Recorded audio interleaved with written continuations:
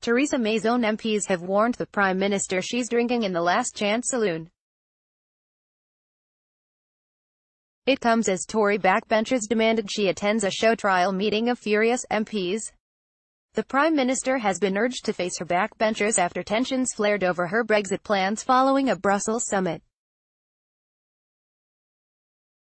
David Davis, who is tipped as possible successor to Mrs May, said the PM had managed to anger not just Leavers but ardent Remainers as well.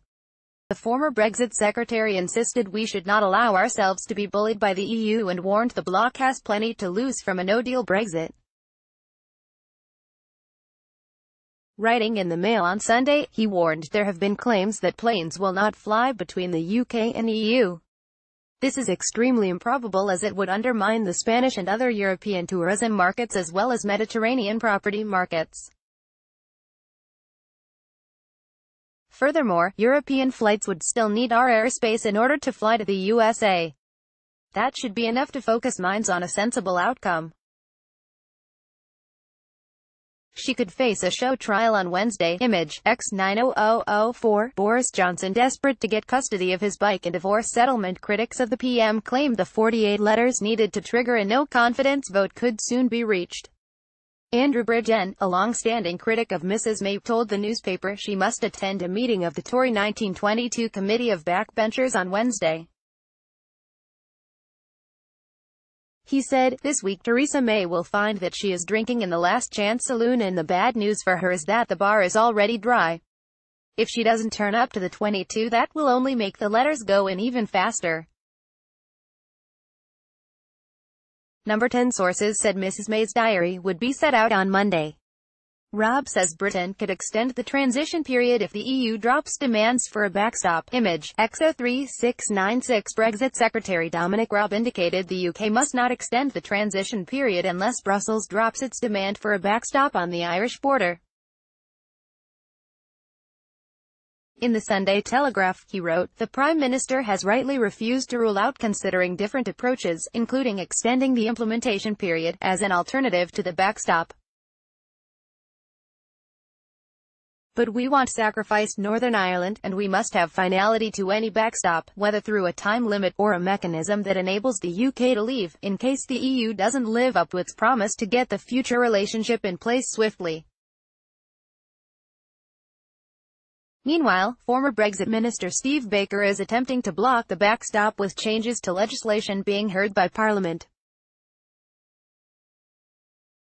His proposed amendments to the Northern Ireland Executive Formation and Exercise of Functions Bill would make it a legal requirement for the Stormont Assembly to agree to any plan to treat Northern Ireland differently to the rest of the UK.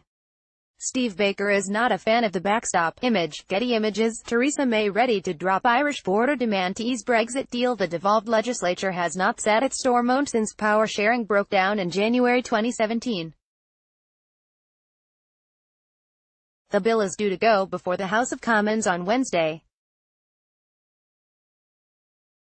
The logjam in the Brexit negotiations has left the PM fighting criticism on several fronts, including from an MP seen as a rising star in the Tory party. Johnny Mercer, who earlier this week branded the government a shitshow, said he had received overwhelming support from within the party after speaking out. He told the Sunday Times, I cannot continue to support an administration that cannot function. Labour, meanwhile, warned Mrs May that if she is hoping they will help pass her Brexit blueprint she can think again. Sir Keir Starmer said the current deadlock is a mess of the Prime Minister's own making and warned she is unlikely to survive if she cannot secure support for her plans. The shadow Brexit secretary dismissed claims that 90% of the exit agreement is complete because the remaining chunk is the difficult bit.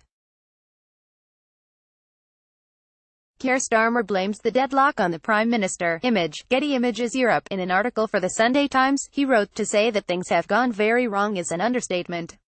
He added, things could, and should, have been different. But at no stage has the Prime Minister ever reached out to Parliament or sought to build a national consensus on our future relationship with the EU. The current deadlock is a mess of the Prime Minister's own making. And if she thinks Labour should prop her up because her own team won't back her, she can think again. Sir Keir said Labour has been clear that it would support a Brexit deal that builds an economically close relationship with the EU, but claimed the PM had never taken up the challenge of negotiating that deal in the national interest. She is fast running out of road, he added. There can be no more failed summits. If she can't command the support of her cabinet, her party or parliament, more fundamental change will inevitably follow.